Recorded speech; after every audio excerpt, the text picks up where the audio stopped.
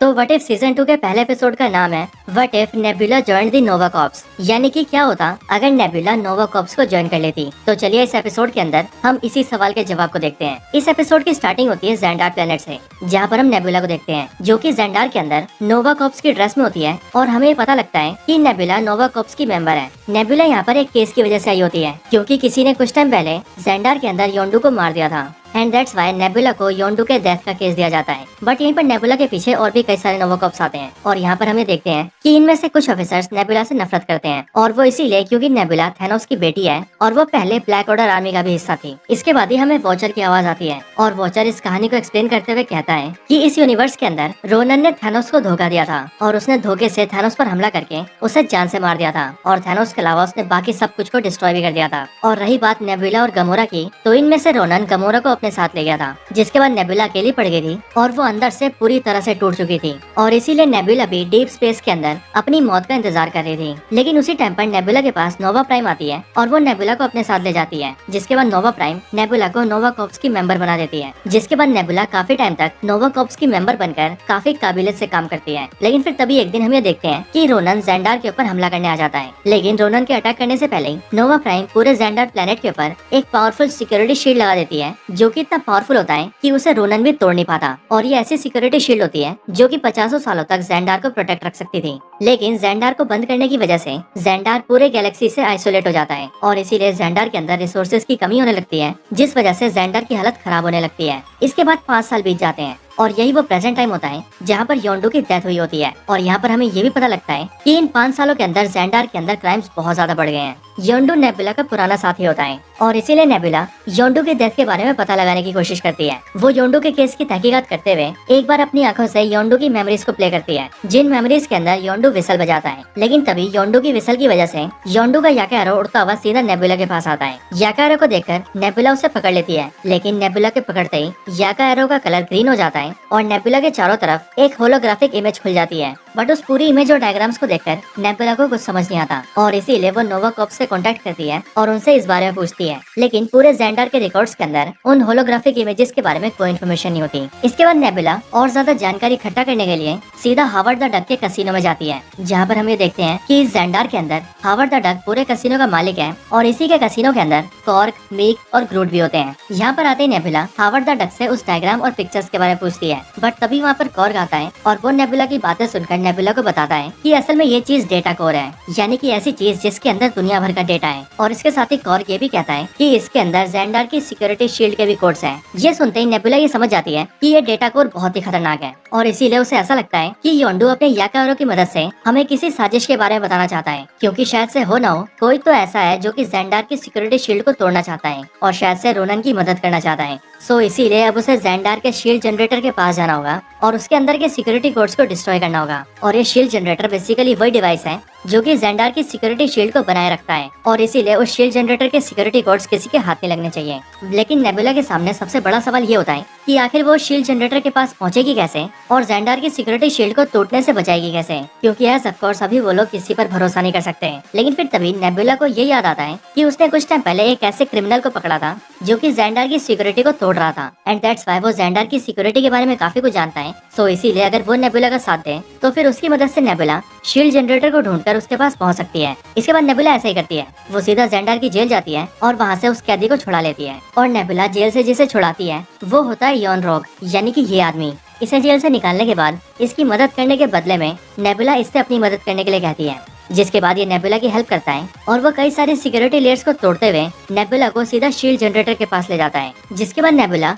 सीधा shield generator के पास जाती है और उसके अंदर से डेटा कोर को अपनी बॉडी में डाउनलोड कर लेती है, क्योंकि as we all know Nebula के पास एक साइबरनेटिक बॉडी है। लेकिन जैसे ही नेबुला अपने अंदर उस डेटा कोर को डाउनलोड करती है, वैसे हम ये देखते हैं कि योन रोग नेबुला को धोखा देता है और वो नेबुला के सर में एक पेन ड्राइव को घुसाकर और नेबुला के अंदर से सारा डेटा निकाल लेता है और उस पेन ड्राइव में स्टोर कर लेता है और फिर वो नेबुला को वहीं पर मरने के लिए छोड़ देता है। अगले पल हम ये देखते हैं कि वो डेटा कोर बहुत ज्यादा गर्म हो जाता है और बिल्कुल फटने वाला होता है। लेकिन सही टाइम पर नेबुला वहाँ से निकल जाती है, जिस वजह से वो उस ब्लास्ट से बच जाती है और फिर नेबुला पूरी कोशिश करके वहाँ से बाहर भी निकल जाती है। लेकिन जैसे ही नेबुला बाहर आती है वैसी वो ये देखती है कि उसके सामने नोवा प्राइम खड़ी है और यहीं पर नोवा प्राइम एक बहुत बड़ी बात कहती है। वो नेबुला से कहती है कि इन सब के पीछे मैं खुद हूँ यानी कि नोवा प्राइम, और इसीलिए मैंने जानबूझकर तुम्हें योंडू का केस दिया था ताकि तुम्हें उसके याका एरो के जरिए ज़ेंडार के डेटा कोर के बारे में पता लगे और तुम यहाँ पर आकर शील्ड जनरेटर के अंदर से हमारे लिए डेटा कोर निकालो। और सिर्फ तुम इसलिए क्योंकि तुम्हारे पास साइबरनेटिक्स बॉडी है और ये काम सिर्फ एक साइबरनेटिक्स बॉडी से ही हो सकता है, एंड दैट्स व्हाई मैंने तुम्हारा यूज किया।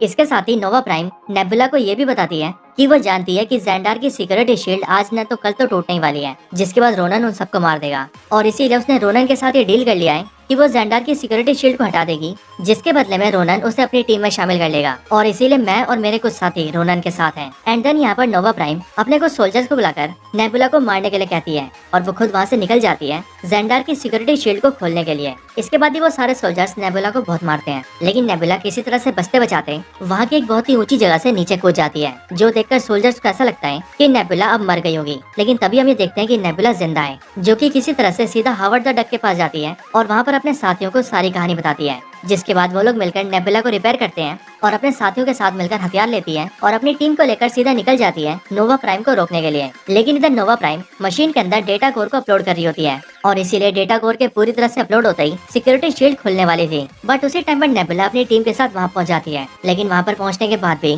नोवा प्राइम डेटा कोर को पूरी तरह से अपलोड कर देती है, जिसके बाद ही शील्ड खुलने लगता है। लेकिन हम ये देखते हैं कि जैसे ही रोनन अपनी पूरी शिप को लेकर सिक्योरिटी शील्ड के अंदर आ रहा होता है, वैसे उसी टाइम पर सिक्योरिटी शील्ड फिर से बंद हो जाती है, जिस वजह से रोनन का पूरा शिप तबाह हो जाता है और रोनन अपनी पूरी आर्मी के साथ खत्म हो जाता है। नोवा प्राइम ये सोचने लगती है कि आखिर ये कैसे हुआ, लेकिन यहीं पर नेबुला उसे ये बताती है कि जब वो डेटा कोर को अपने अंदर डाउनलोड कर रही थी तब उसने ये देख लिया था कि उसके साथ आया यॉन रोग उसे धोखा देने वाला है, और इसीलिए जब उसने पेन ड्राइव के जरिए उसके दिमाग से डेटा कोर को डाउनलोड किया तब उसने उस डेटा कोर के अंदर थोड़े से चेंजेस कर दिए, जिसका इम्पैक्ट हमने अभी अभी देखा। इसके बाद ही नेबुला की टीम और नोवा प्राइम की टीम दोनों टीम्स के बीच फाइट होती है, जिस फाइट के अंदर पहले तो ये लोग दबा के फाइट करते हैं, लेकिन फिर हम ये देखते हैं कि नोवा प्राइम ऊंचाई से गिरकर मर गई है, जिसका मतलब नोवा प्राइम का दी एंड। और फिर इसके बाद ही ज़ेंडार की सिक्योरिटी शील्ड को भी खोल दिया जाता है और फिर हमें यहाँ पता लगता है कि नेबुला ने बहुत ही होशियारी दिखाकर न सिर्फ रोनन को खत्म किया बल्कि ज़ेंडार की सिक्योरिटी शील्ड हटाकर ज़ेंडार को भी बचाया। और फिर ये एपिसोड यहीं पर एंड हो जाता है। अब शुरू होता है एपिसोड 2, जिसका नाम है what if Peter Quill attacked Earth's mightiest heroes, यानी कि क्या होता अगर पीटर क्विल अर्थ के सुपर हीरोज के ऊपर हमला कर देता। तो चलिए जानते हैं इस एपिसोड की स्टोरी को। एपिसोड की स्टार्टिंग होती हम ये देखते हैं कि एक छोटा सा मेटियोर जैसा टुकड़ा सीधा स्पेस से अर्थ पे गिरता है।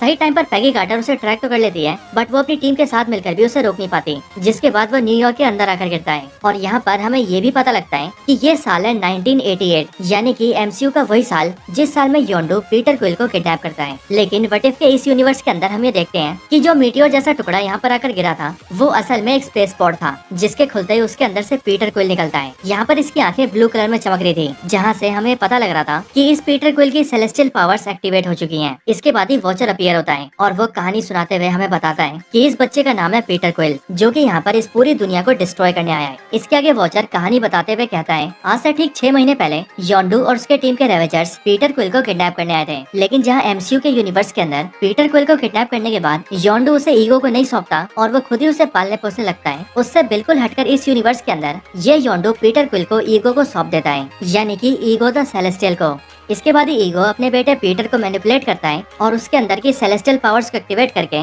उसे अपने प्लान को अंजाम देने के लिए तैयार कर लेता है। और ये तो हम सभी जानते हैं कि ईगो का प्लान यही है कि वो यूनिवर्स के सारे प्लैनेट्स के अंदर अपने एक सेलेस्टियल सीड को डालकर उस पूरे प्लैनेट को अपने कंट्रोल में ले लेता है, और ऐसा करके वो पूरे यूनिवर्स के सारे प्लैनेट्स को अपने कंट्रोल में लेना चाहता है। और ईगो इसे नाम देता है एक्सपेंशन, और अपने इसी गोल को पूरा करने के लिए उसने पीटर क्विल को अर्थ पर भेजा है। इसके बाद प्रेजेंट टाइम में हम ये देखते हैं कि शील्ड के 2 मेंबर्स यानी कि पैगी कार्टर और टोनी स्टार्क के फादर हावर्ड स्टार्क अपने हेडक्वार्टर्स के अंदर इकट्ठा होते हैं और वहाँ पर पीटर की सारे एक्शंस को मॉनिटर करके ये कहते हैं कि उन्हें इंटेलिजेंस से एक खबर मिली है कि इस बच्चे के अंदर बहुत ही ज्यादा मात्रा में न्यूक्लियर रेडिएशन है और ये सब तरफ तबाही मचा रहा है, और अगर ऐसा ही चलता रहा तो शायद से एक ही दिन के अंदर ये हमारे पूरे प्लेनेट को ही मिटा देगा। और फिर इसीलिए ये दोनों ही डिसाइड करते हैं कि उन्हें इसे रोकना ही होगा। इसके बाद ही वो दोनों ये डिसाइड करते हैं कि इन सब से निपटने के लिए उन्हें अपनी टीम तैयार करनी होगी, यानी कि सुपर हीरोज की टीम। और फिर इसीलिए वो लोग हैंक पिम को फोन करते हैं। इधर हम हैंक पिम को देखते हैं जो कि अपने घर में अपनी बेटी होप के साथ मिलकर ब्रेकफास्ट कर रहा होता है, बट तभी उसे हावर्ड का फोन आता है और वो उसे सिचुएशन बताकर सीधा अपने पास बुलाता है, क्योंकि इस टाइम पर हैंक पिम एंटमैन होता है। इसके बाद ही टीम के सारे मेंबर्स इकट्ठा होते हैं, जो सब होते हैं Peggy Carter, Hank Pym, Bill Foster, Wakanda के राजा T'Chaka, Howard Stark and Winter Soldier. इन सब के इकट्ठा होने के बाद पैगी कार्टर पूरी टीम को सब कुछ बताती है और वो टीम से कहती है कि उन सबको मिलकर इस बच्चे को और इस बच्चे की वजह से होने वाली तबाही को रोकना होगा।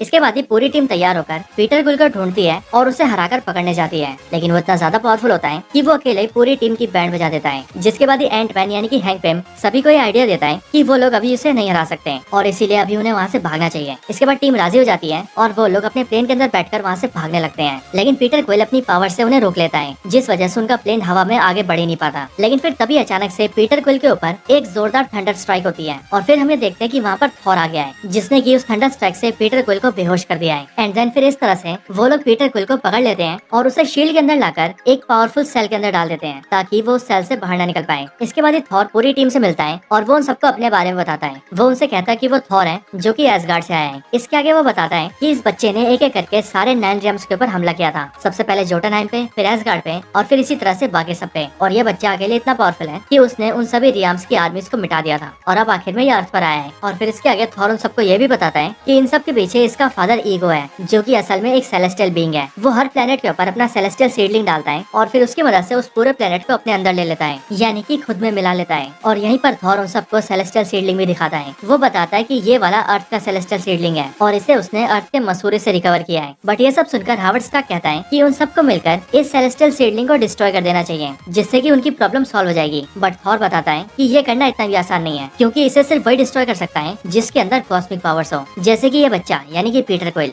इधर दूसरी तरफ हम ये देखते हैं कि हैंक पिम की बेटी होप गाने सुनते सुनते गलती से सीधा पीटर के पास पहुंच जाती है, जहां पर पीटर से मिलकर उसके पीटर से दोस्ती हो जाती है और इसीलिए वो पीटर को वहां से निकाल लेती है। लेकिन फिर जैसे सुपर हीरोज को ये पता लगता है कि पीटर क्विल वहां से निकल कर भाग गया है, तभी वहां पर थॉर और विंटर सोल्जर ये बोलते हैं कि वो एक बहुत ही बड़ा खतरा है, इसीलिए उन्हें उसे मार देना चाहिए। बट ये सुनकर होप डर जाती है और इसीलिए वो अपने डैड से कहती है कि वो उन सबको पीटर की लोकेशन बताएगी, लेकिन बदले में उन्हें वादा करना होगा कि वो उसे मारेंगे नहीं बल्कि प्यार से समझाएंगे, क्योंकि पीटर एक अच्छा बच्चा है। इधर स्पेस के अंदर हमें देखते हैं कि ईगो अपने बेटे पीटर क्विल से कॉन्टेक्ट नहीं कर पा रहा था एंड दैट्स व्हाई वो ये पता करता है कि वो अर्थ पर है और फिर वो उसके पीछे वहाँ पर चला जाता है। इसके बाद ही हमें देखते हैं कि एंटमैन और डॉक्टर वेंडी दोनों सीधा पीटर क्विल के लिए मसूरी जाते हैं, लेकिन इतने में ही अर्थ पर ईगो आ जाता है और इसलिए जैसे टीम को उसके आने का पता लगता है, वैसी बची हुई पूरी टीम उसका सामना करने जाती है। सुपर हीरोज की टीम पूरी तरह से तैयार होकर ईगो के पास आती है, बट यहीं पर ईगो इन सब पर अटैक कर देता है और यहीं की मिट्टी से अपने बहुत सारे सोल्जर्स क्रिएट कर लेता है और उनको सुपर हीरोज को मारने के लिए छोड़ देता है, जिसके बाद उनके बीच बहुत ही खतरनाक फाइट होती है। ईगो इस दौरान सुपर हीरोज से यही कहता है कि तुम लोग मुझे मेरी सीडलिंग और मेरा बेटा दे दो, क्योंकि अगर तुमने मुझे वो नहीं दिया तो मैं तुम सबको खत्म कर दूंगा। लेकिन सुपर हीरोज ये जानते थे कि अगर ईगो अपने प्लान में कामयाब हो गया तो फिर तो वो पूरी दुनिया को ही मिटा देगा और इसीलिए वो लोग अपनी पूरी जान लगा के ईगो को रोकते हैं। इधर दूसरी तरफ मसूरी के अंदर हैंक पिम डॉक्टर वेंडी के साथ सीधा पीटर से मिलता है और वहाँ पर वो पीटर को एक बच्चे की तरह समझाता है और उसे समझा बुझाकर अपनी तरफ कर लेता है, क्योंकि अब यहाँ पर पीटर भी ये समझ चुका था कि उसका फादर अर्थ को डिस्ट्रॉय करना चाहता है और क्योंकि इसी दुनिया में उसकी मॉम भी रहती थी, इसीलिए उसे इस दुनिया से बहुत प्यार था एंड दैट्स व्हाई वो ये चाहता था कि अर्थ कभी डिस्ट्रॉय ना हो। सो इसीलिए वो सुपर हीरोज के साथ मिलकर अपने फादर ईगो के खिलाफ जाने का फैसला करता है। इधर ईगो अपनी पावर्स का यूज करके सारे सुपर हीरोज को जकड़ लेता है और अपने सीडलिंग को ढूंढकर अपने पास ले आता है और उसी टाइम पर हीरोज को ऐसा लगता है कि अब सब कुछ खत्म हो गया है। लेकिन फिर सही टाइम पर हैंक पिम पीटर को वहाँ पर ले आता है, जिसके बाद पीटर ईगो के सीडलिंग को ईगो के हाथ में आने से पहले पकड़ लेता है और फिर हैंक पिम और पीटर दोनों सीधा ईगो के सामने आ जाते हैं। ईगो अपने बेटे पीटर से कहता है तुम गलत लोगों के साथ हो बेटा, तुम्हें तो यहाँ मेरे साथ होना चाहिए। लेकिन पीटर अपने फादर ईगो को रोकता है और वो उससे कहता है कि वो इस दुनिया को डिस्ट्रॉय न करें, क्योंकि ये वही दुनिया है जिस दुनिया में उसकी मॉम रहती थी एंड दैट्स व्हाई ये दुनिया उसकी मॉम का घर है, तो इसीलिए वो ईगो को इसे डिस्ट्रॉय नहीं करने देगा।